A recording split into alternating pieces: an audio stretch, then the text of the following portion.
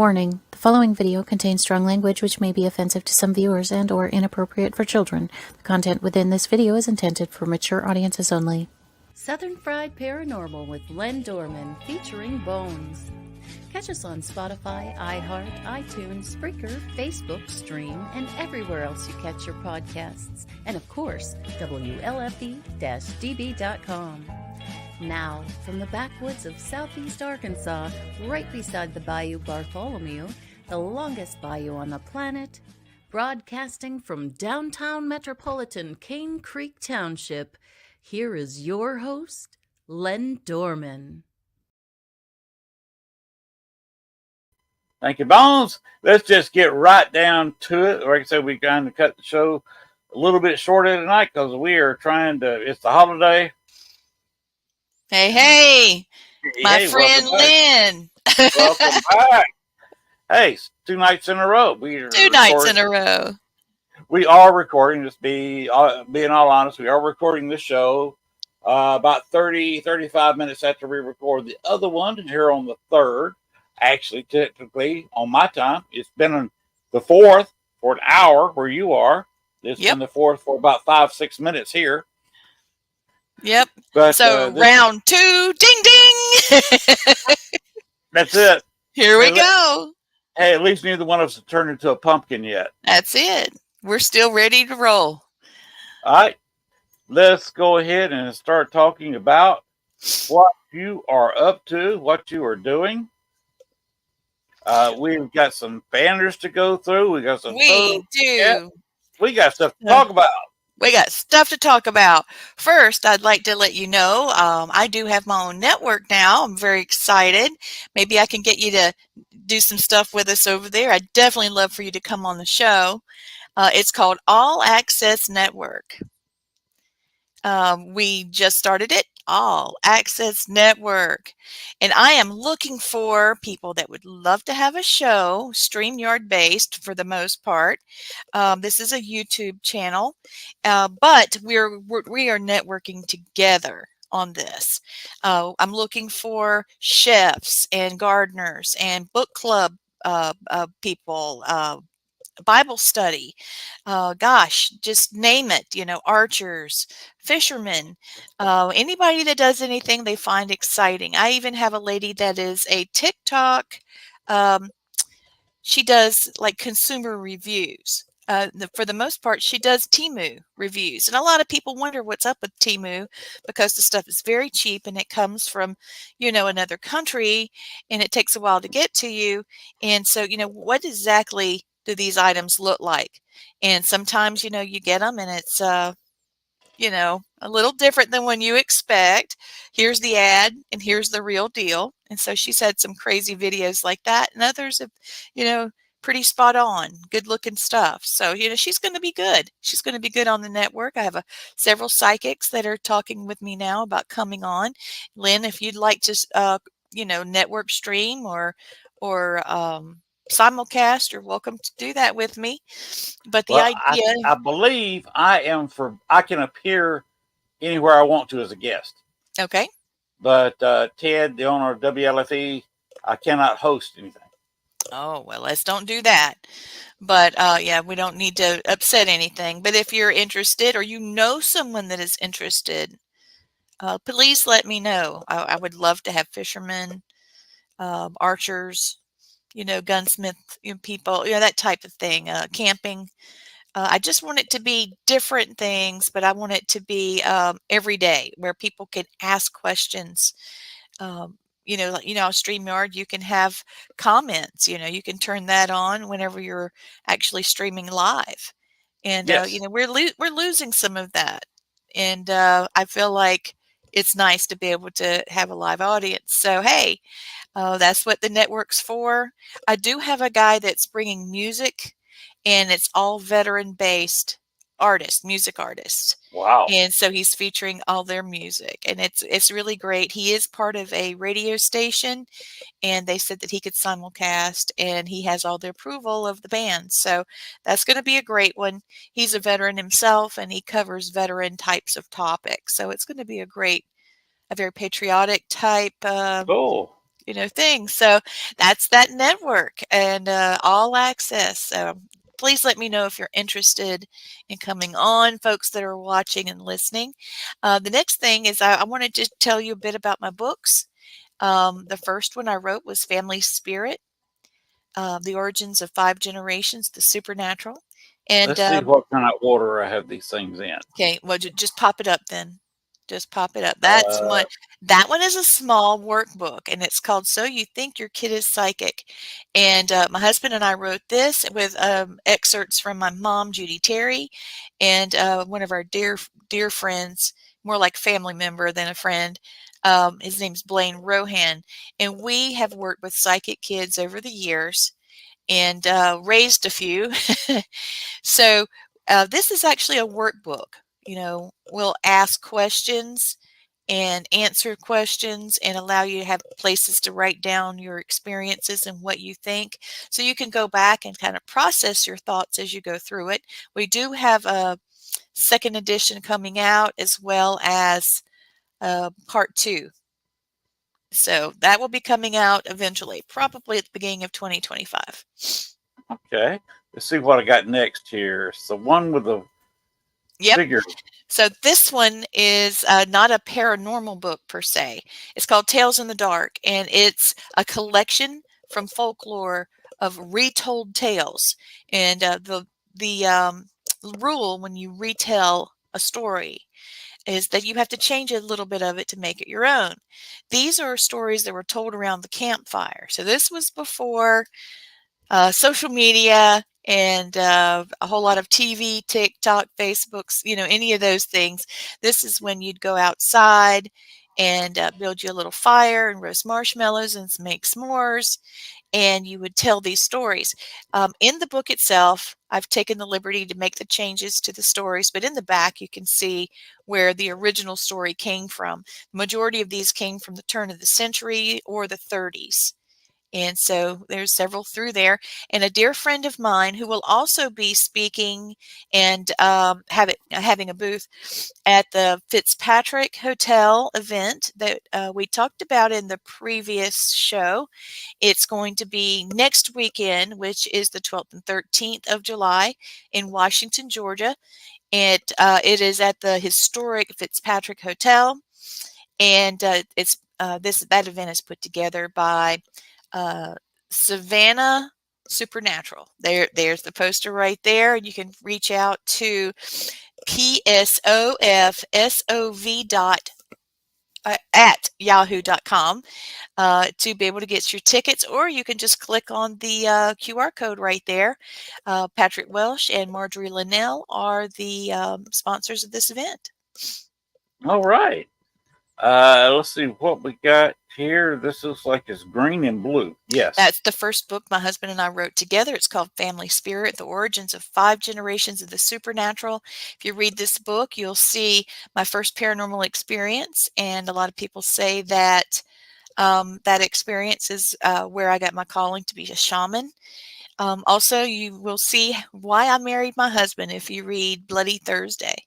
It's a fun book. It's a comparison and contrast of my grandmother and great-grandmother's paranormal cases compared to the cases that my husband and I did following theirs to compare the results using the newest paranormal equipment compared to the old vintage ways.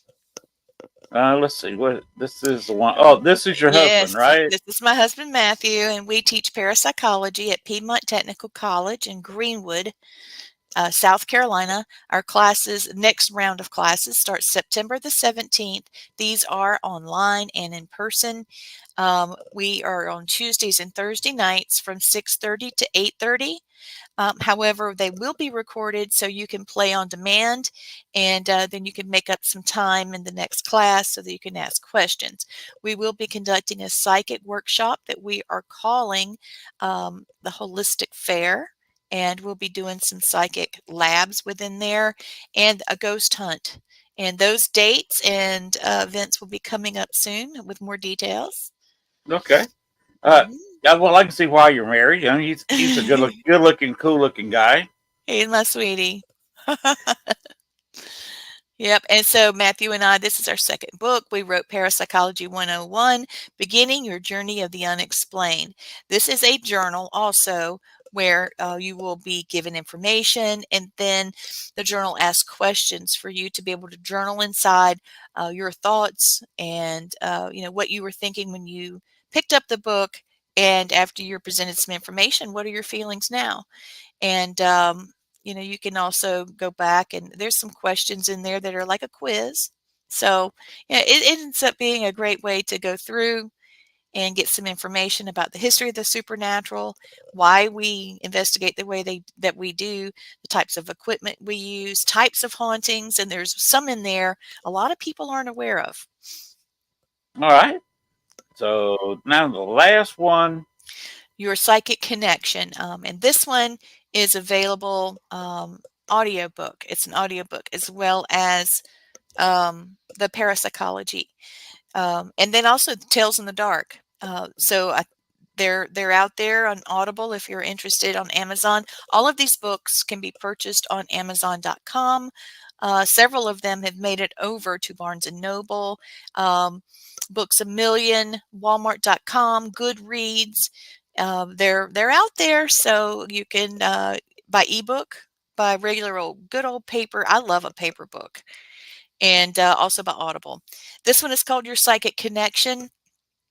And basically what we do, we go through different types of divination exercises. And it's not so much to get a message from the divination as it is to try these out and see what felt best to you.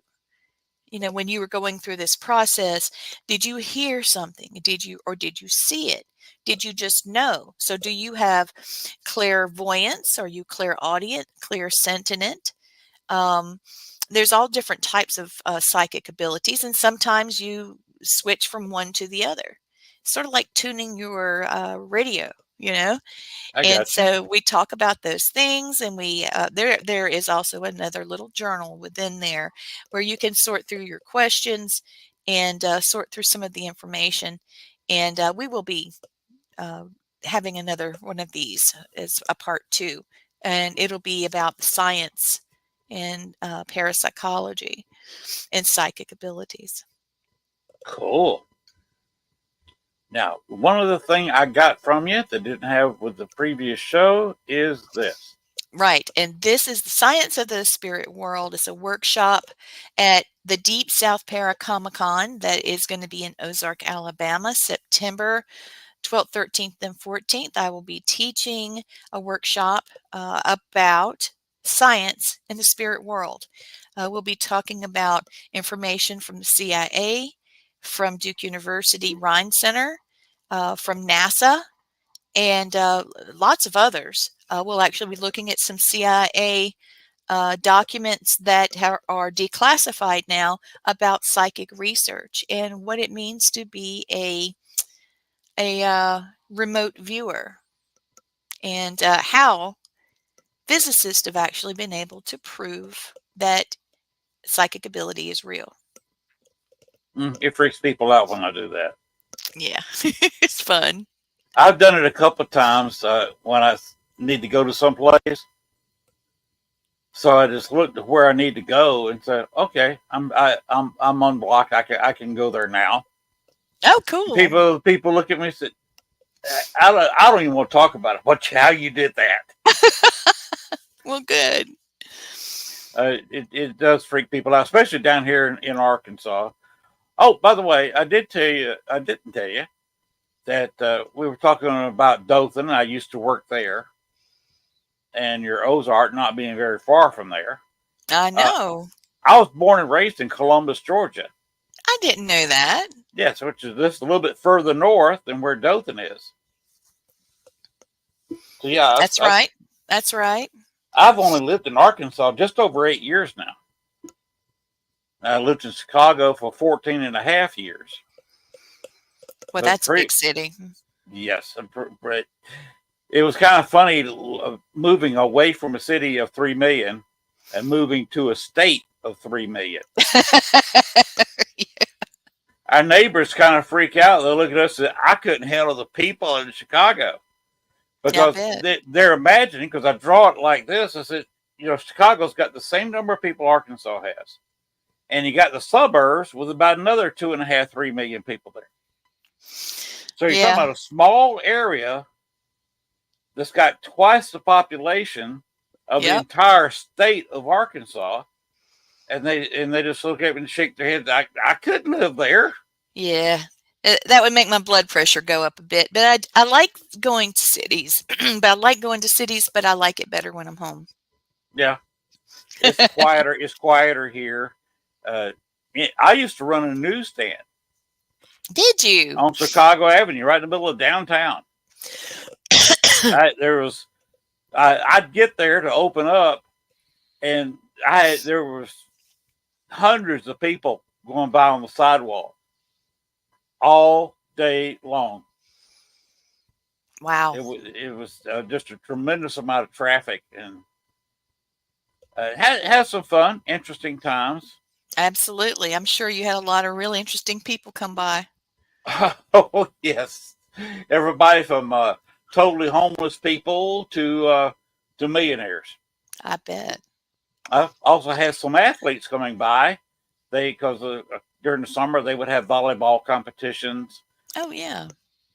and sometimes they had an air show there every year. So all the people visiting would be up and down. Like I said, I was on Chicago Avenue, and they'd be looking around, and they'd stop by the newsstand for a second. So I could talk to some very interesting people. I was also the photographer Oh. for. They had 2 roller derby teams there, and I was one of Oh, the photographers wow. for one of them. And this is an all-girls roller derby team. One of my nieces was in a roller derby team. Really, Hmm. Not in those Chicago, but yeah, she enjoyed it. there- She loved it. those are some tough women. Yeah, Stacy's a tough girl. I know what you're talking about. She'd come home with some bruises, and I'm like, man, what are you doing? Mm-hmm. But she loved it. She liked, the challenge. Yeah, that's what Yeah, she said. most of the women did love it, and I just had a good time with that. That's Talking with good. them, I did one who actually sang in a rock band. So they were in a nightclub. So she asked me to come in and shoot video Oh, wow. of them Okay. playing. So I went down to the club and shot video of her singing in a rock club. Oh, man. You've had a lot of fun, haven't you? I try to have fun wherever I go, and so I'd work, with the rock band. So then so it wasn't that big a deal for me to go in and be Yeah. the videographer. I also got to appear in a rock video. Oh, no way. Yes, I was in a rock video that's still on YouTube. Uh, that I was acting in. That was a tremendous amount of fun. I'm sure it was. Oh my gosh. That'd have been a lot of fun to I miss music videos. I miss Yes. MTV and VH1 and all of that. That was a lot of fun. I just put it on and just listen to it forever and ever and ever. Now you go to YouTube and try to make a mix and stuff like that. It just doesn't work the same. No, there's so many reality shows now. That was a lot of fun the first few years of MTV. Well, like I Hmm. say, you turn on. You remember what do they call it? Headbangers Ball. Oh yeah. And then that was only a 30-minute show when it started, but then they expanded to an hour, and then they had a preview. This is a warm up, whatever they called it, for another show before Headbangers Ball, basically extending Headbangers Ball to either an hour and a half or 2 hour format. Oh wow. It had the preview to the ball or something. Yeah. And I knew people that would, on the night it showed, whatever night it was, they were almost religiously watching the ball. I know.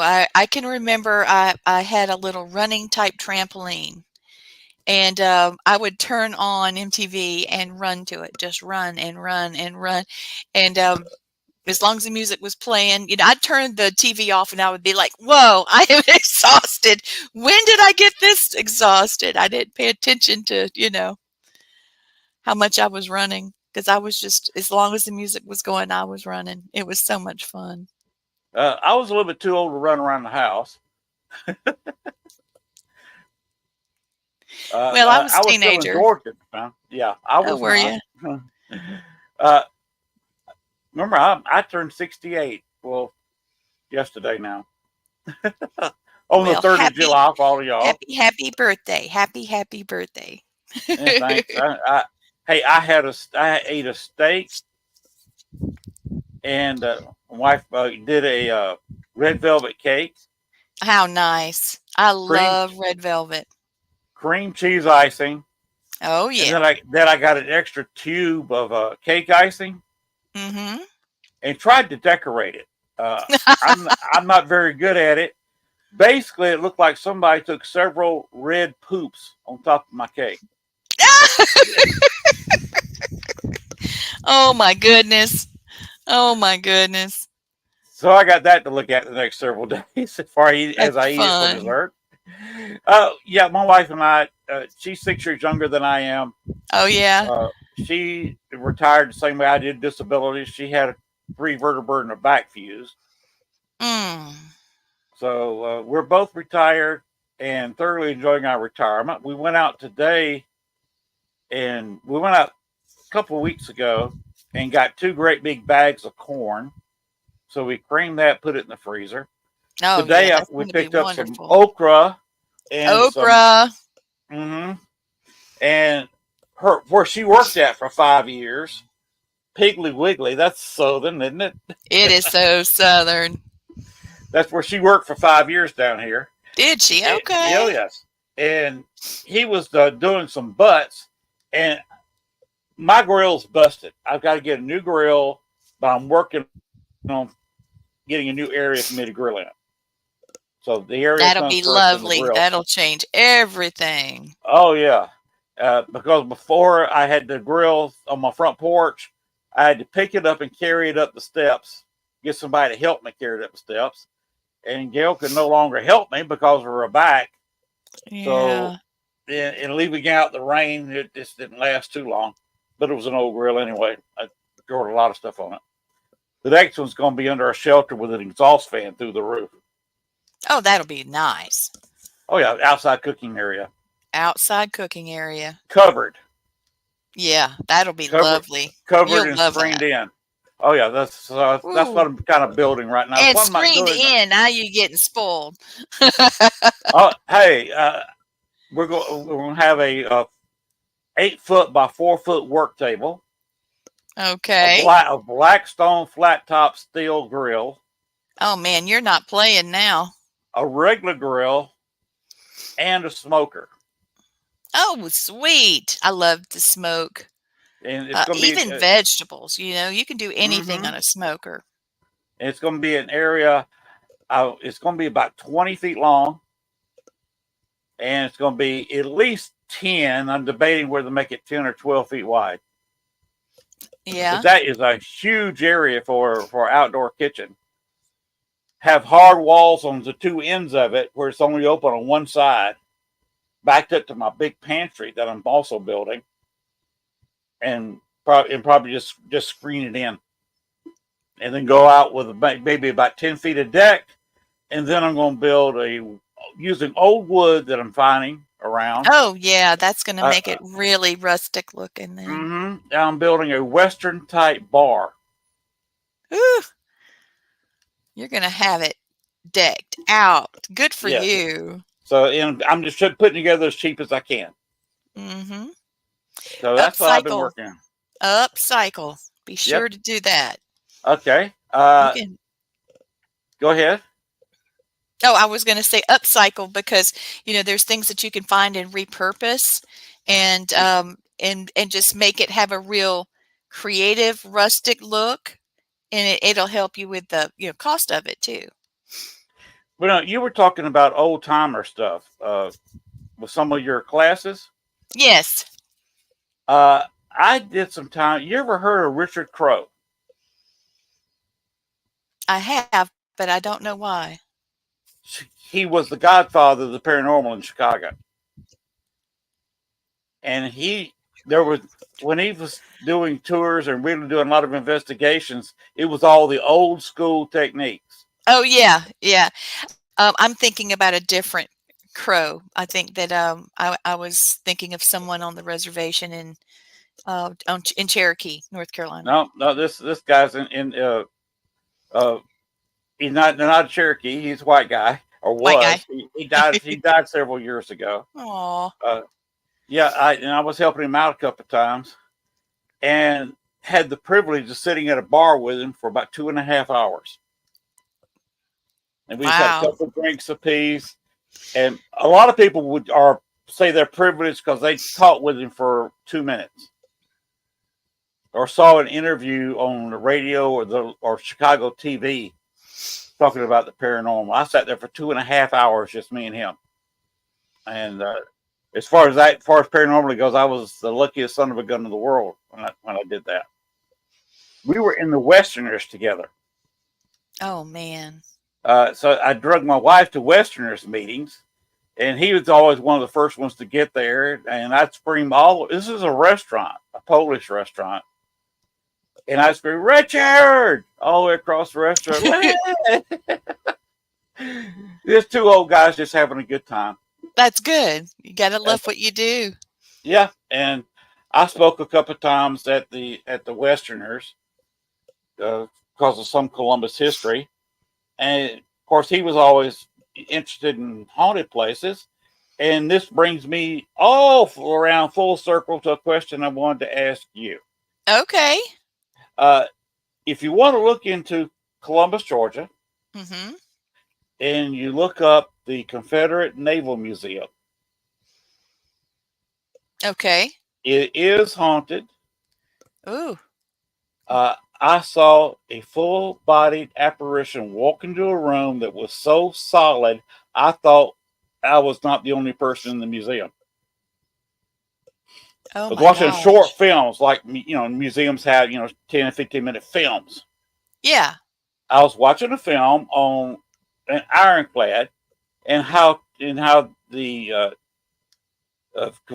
they would be sunk because they were wood underneath, and they'd have a long shovel and come up beside them at night and shove explosive up under the wood parts to blow a big hole in the bottom of the ship, and of course it'd go down. Yeah.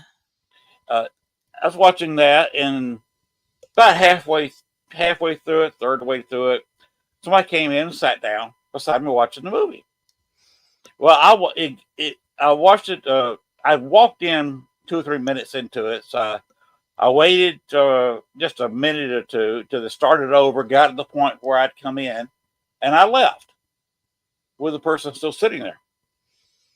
And it was right at closing time, so I was looking right at what's left of a couple of ships that were built, boats. There were river boats for the Civil War, and they were burned down to their keels.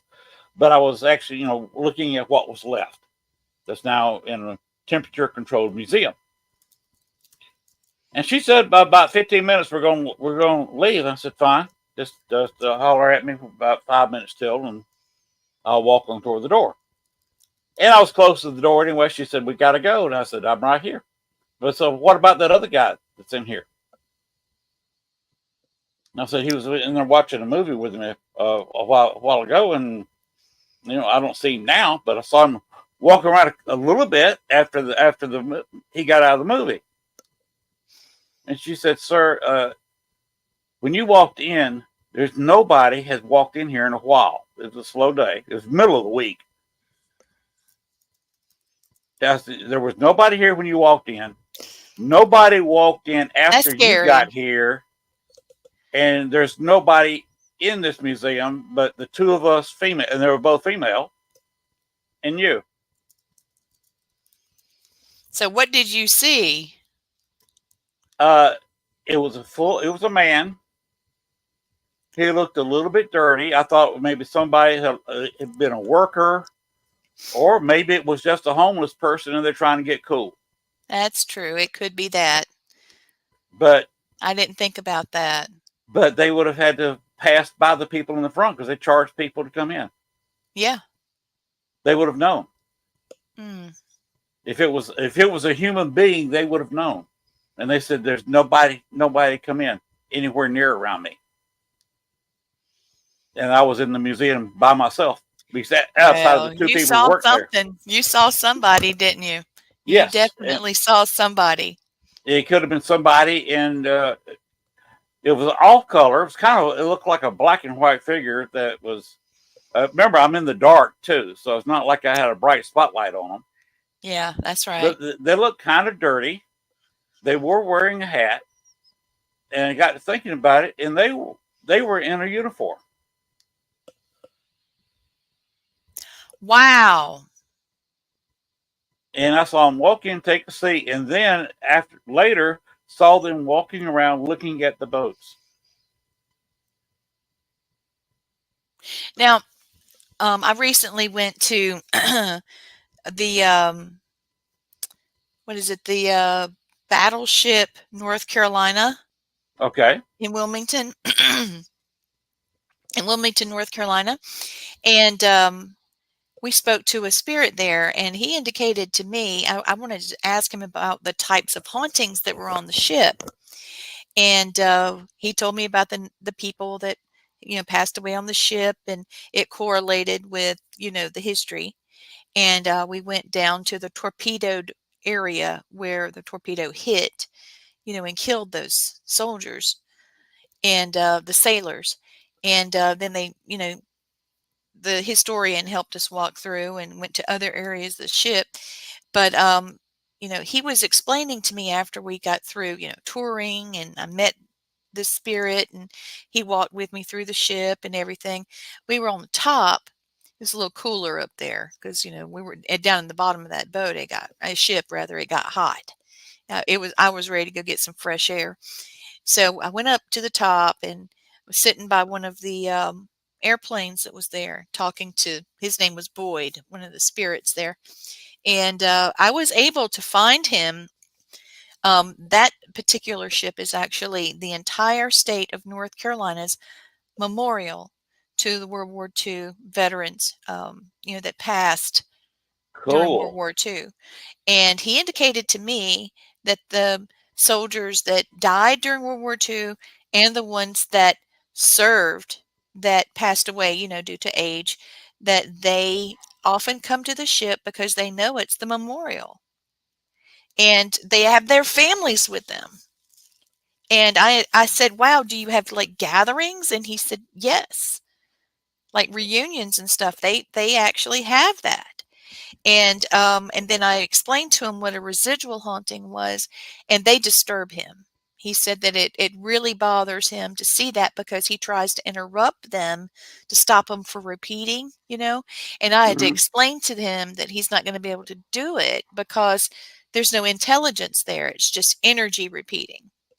And oh, the relief I felt from him, whenever he figured that out.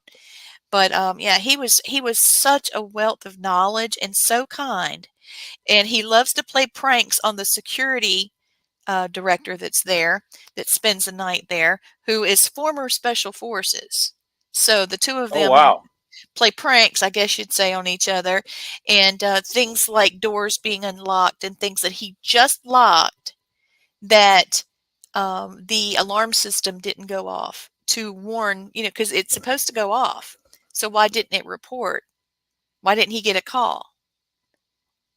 Things like that Yeah. happen all the time. Oh Lights going wow. off and suddenly coming back on, and I was like, Boyd, why are you doing this, Dennis? And he was like, yeah. And he didn't know that Dennis was right there. And then he stopped real quick because I was doing this, to communication with the flashlight. And he stopped real quick, and I said, Boyd, you need to fess up. Did you do this? He was like, yes. So I said, let's work on ways for you two to communicate because he knows you're here. He likes you.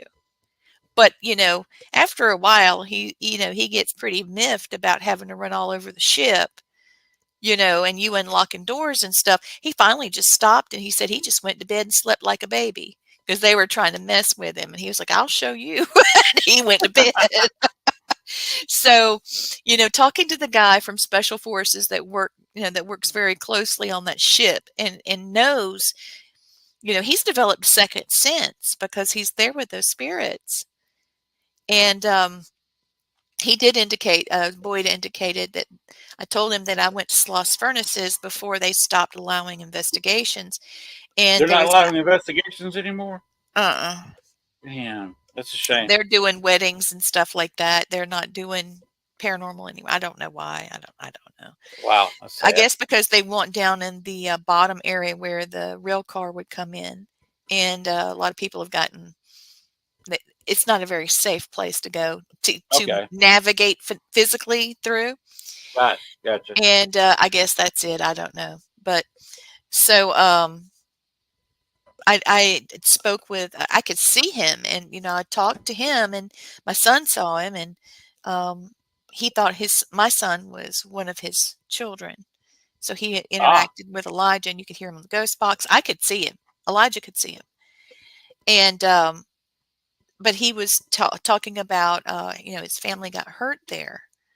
His wife fell down the area I'm talking about, and then his daughter did, and both of them were brought up on a cart to go to the nurses area, to the medics, and neither one of them lived. And he oh just wow, lost his mind, as you can imagine. yes. And so they lived there and worked there in a sort of a time riff before any of that happened, before that pain happened. And that is their heaven.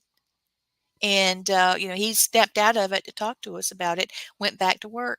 He remembered what happened because he thought Elijah was his son. And then it had to hit him what was going on.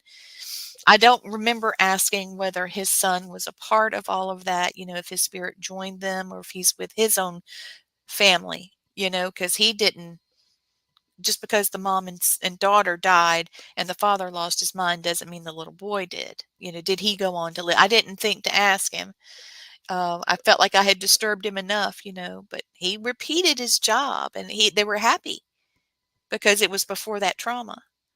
So I don't know. There's a lot of things about the supernatural I don't understand yet.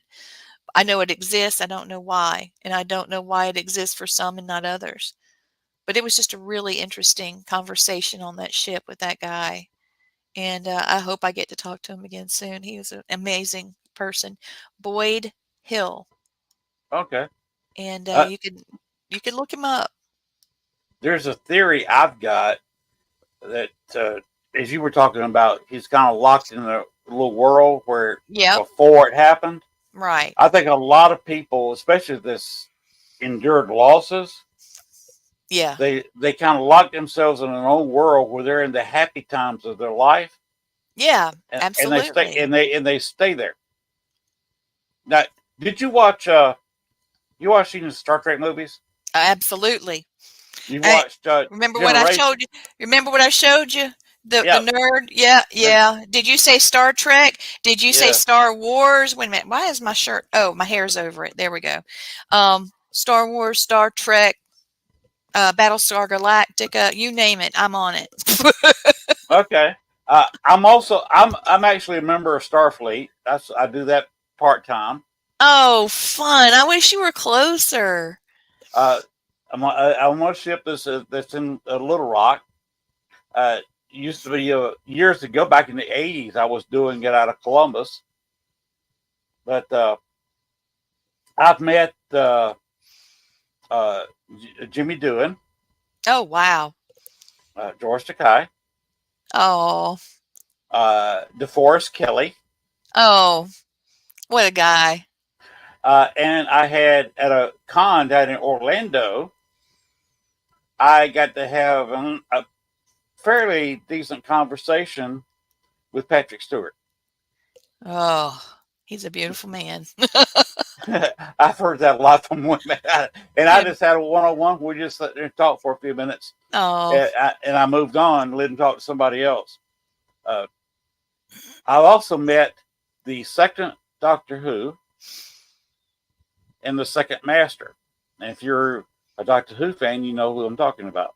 Yep. Look up the second Doctor and see where he died. You will find that he died in a hotel room in Columbus, Georgia. Oh yeah, I know who. I've seen his Patrick Troughton. Not Patrick Troughton. Yeah, he died in Columbus, Georgia, at a sci-fi con. Oh, he played the second Doctor Who in the British TV show. Yes. Died of a heart attack at the medical center in Columbus, Georgia, on March the 28th, 1987. Yes. Paramedics said he died instantly after suffering his third and final heart attack while ordering breakfast at a hotel. Ooh. No. That's not how that went. He died in his hotel room. The girl who was with him okay. called. We covered this up mainly because she was 15 years old.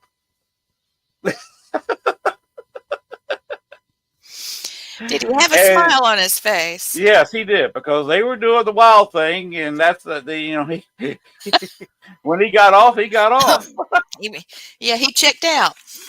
Yep. Oh man. Oh. We had to cover it up. The police, of course, were coming down there. Yeah. And they were in the hotel coming up. We were rushing her out, getting all of her stuff up, getting her dressed. She realized she forgot her purse, ID, and all that. Oh my God! We got to go back in there. We had to rush back in the hotel room. Got it. Made sure there was nothing else. Got her out of the hotel room, and literally, like a movie, the doors closed to the elevator she was on, and the elevator next to it, of course, twin elevator, like most hotels have. Yeah. Up with the police walking in there. Oh my gosh, you guys are like a 007 going in there. Yeah, it was absolutely crazy. That 15-year-old. And he was what? How old was he? 70? 60, 70? Yeah. That was wow. I've been in some crazy situations. That was one of them. Talk about crazy situations. I put a link in Facebook if you still got it open with Messenger.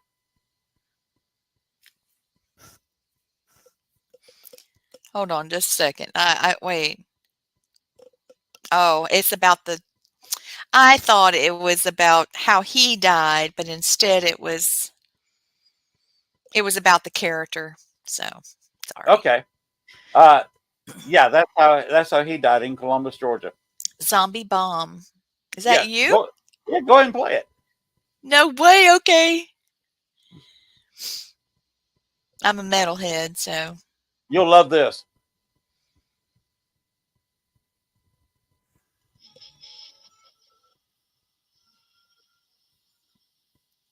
Yeah, this is my speed.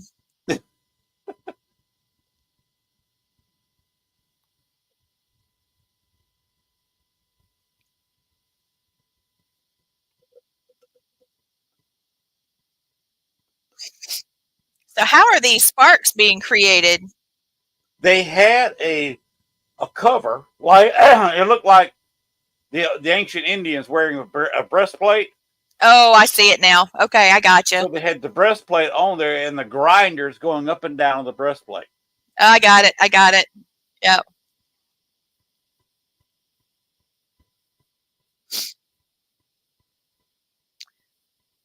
I've got to be honest. A little bit of this sound reminds me of Five Finger Death Punch.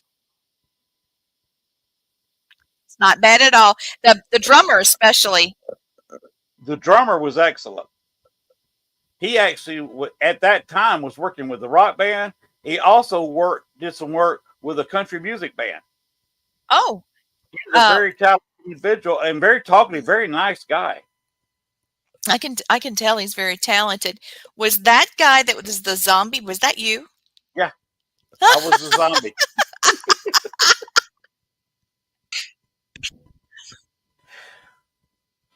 Love it. That was me. I see you again. Oh my God.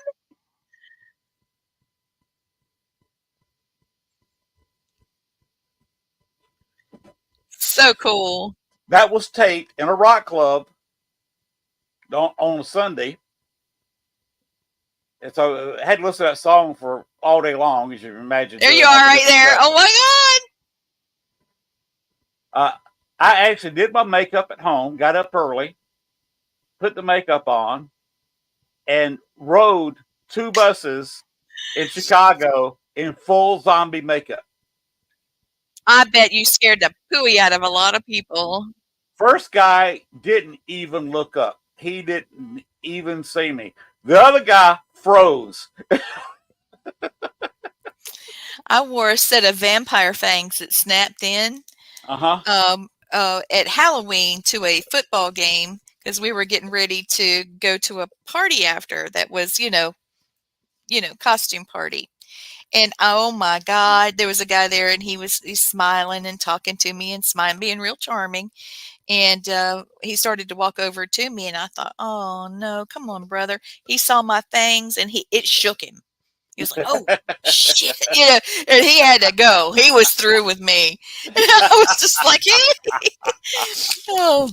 And the same thing happened at the mall when I got those fangs. I went to get them, and you have to, heat you mix it up and everything. I don't think these were the ones that heated because how could I have done it at the mall? Anyway, I put it on the teeth and then snapped on, Right. and then once they cured, then you could snap them off. Well, that's what I did. Well, they were curing. And I was sitting there um, outside of a store waiting on my mom to come out and my daughter. So there I was with those fangs in, and there was a man sitting there, and he was trying to smile and be friendly and everything. And he said, and finally I just gave up and laughed. And when he saw my fangs, he was like he was trying to swallow watermelon, and off he went. He was through with me. I actually appeared in Chicago at another nightclub. Ethel's Party is now closed. You and nightclubs, man. What am I Yeah. going to do with you? Well, I used to be a DJ. Oh, DJ. Okay. I was a nightclub DJ from the late 70s up into the early 80s. Back when you had turntables and stuff, right? That's Yes. awesome. That's Yes, real talent. I started with top 40 in a small club. Graduated to the officers club at Fort Benning, Georgia, now Fort Moore, Right. playing pure disco music I love 4 nights a disco. week. A lot of people want to have bad things to say about disco, but it was a fun time.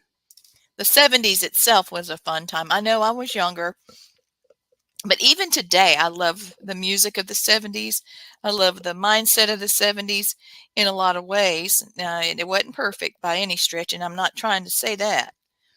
But yeah, It was interesting. it was a great I, time. I made a pretty good living. Did you? I was working 4 nights a week in the late 70s, very early 80s, getting paid $200 a week as a DJ, That's good. part time. That was not my full time job. I worked 40 hours a week, actually about 44 hours a week daytime. Then 4 nights a week, I'd do disco.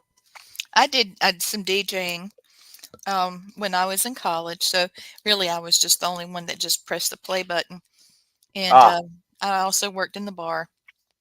And they would let me study until, we started getting a group, and they'd say, "Okay, we're getting busy now. Time for you to put your stuff up."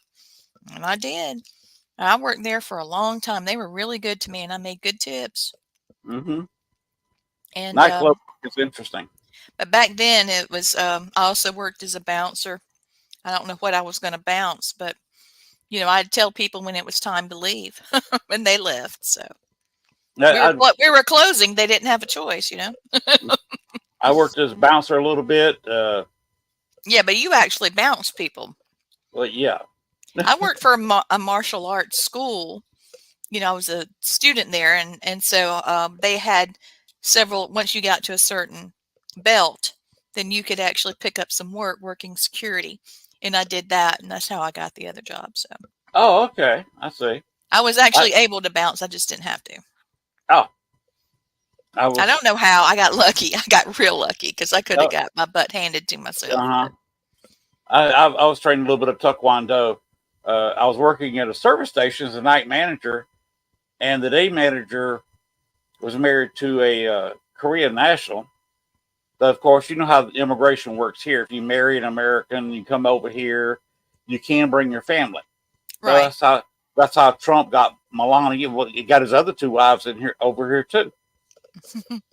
Melania married him, and she brought her entire family over. She did. And same way worked with him. His brother-in-law was an 8th degree black belt Taekwondo Korean style.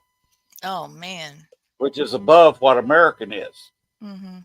You got to do it longer. It's you got to go through the motions a certain amount of time. Over here, it's just you got to go through the motions. Somebody looks at you, okay, you're 8th degree, 5th degree, whatever. But over Korea, to get whatever degree, you've got to do them for a certain length of time. Yeah. And he was up in that area, so and it's not based on martial arts competitions either. Mm-hmm. And it's the rough stuff. And I learned how to hurt people. Of course, I got bruised a little bit because you're going up an 8th degree black belt Korean master who a few months later opened up his own dojo. You're gonna get a few bruises. Absolutely. And you want to spar with the mm-hmm. higher belt because you learn more. It's more of a challenge. Yeah. Right. So that was way back in the mid 70s. I did that. Cool. And then in the early 90s, I went to college, got 3 degrees, and also played some fall league baseball. Very cool. Now you've just had a full life, haven't you? You've done some fun stuff. Yeah, been married twice. First marriage only lasted about 5 years. Second marriage has lasted almost 23. That's awesome. I was single for 10 years between marriages. So yeah, I've had my fun. I've dated a whole bunch of strippers. Worked in strip clubs for a while, doing various things. Oh my goodness, you are a mess, aren't you? And got on stage and danced several times. There was the club was kind of slow. I was visiting the DJ, and the dancers just said, "Oh, why don't you go on stage?" So yeah, I went down to my underwear one time. Another time, the dancers were tipping me, and they said, "If you go full Monty, we'll give you this." So yeah, I went there. So I've actually lived the movie, The Full Monty. That's so funny. Oh my goodness, you've had a lot of fun. I just wish I had that body back. To be 35 years old and be 5'9.5", 180, 185 pounds. Yeah, I wish some of that myself. We get older, but that doesn't mean we don't give up or anything. There's still a lot of beauty in our age too. I saw a really nice ad. There was a lady. Oh, she's past middle age for sure, but she was stunning. And what the point of that was, there's beauty in every age. True. And I was so proud to see that because I feel that way. We just own what we do. Yeah. Well, my wife actually lets me have a list, and you know what the list is, don't you? You don't have a list? Mm-mm. Okay. I got tickets. but I No. haven't got a list. Well, what do you mean by tickets? I just love tickets, so I'm always getting tickets. Oh, But to anything, I just love tickets. oh. So it's kind of an inside joke. I should have prefaced that, but the list, and you just call it the list, mm. is the list of people that you talk to your spouse about. Oh, I that see. you can sleep with without ramifications. What are you doing? Crazy. The wife agreed to it because the likelihood of me meeting these people is very, very remote. Is Linda Carter on that list? Yeah. Uh-huh. Angelina Jolie? Maybe. Maybe. Bonnie Raitt. Oh, yeah. She's a beautiful lady. Mm-hmm. Bonnie Raitt. What is her name? The Osmond girl? Marie Osmond. Marie Osmond. She's beautiful. Still. Yes, she is. I met her, and she was so sweet to me. Just so kind. Shania Twain. Oh, yeah. She's a bad diabetic. Yeah. Yeah, she quit doing so many tours because it was just too hard on her body. Yeah, she's back in it now. Good. Tour. Good. So I actually am a diabetic also, and that's one of the reasons why I had the migraine when we were supposed to meet online. So I apologize, but I have some new medication, and because they had changed it out from what I had before, and I don't know, it's just a bit stronger than what I expected. And I woke up and I was like, I messed that up totally. So I apologize for that. Okay. But I didn't deal. happen. You take your medicine and lay down to keep from, know, having it too bad. And the next thing I know, oh God. So. Okay. We're going to have to end this show if I'm going to play it. We are at 58. Oh crap. We better go. Well, thank you for having me back on. It's been a lot of fun. I'm happy to get to know you, and maybe we can do this again soon. All right. So we'll talk at you later because, like I said, I cannot run 1 second over 60. So good night. Good night. And we will talk to you again. Talk to you soon. Let me go ahead and end the show. If you want to talk again, you can hang around. It's up to you. You can hang around or not. As long as I take you out of here. If you want to. So let me go out and end the show. All right. This is the end of the show. I got to keep this under 60. I got 30 seconds to get out of here. So play the outro real quick. Thanks for watching our show. Be sure to tune in to next week as once again we journey way down south into Bayou Country for another heaping portion of Southern Fried Paranormal with Len Dorman and Bones. Make sure to like, share, and follow. Y'all come back now. You hear?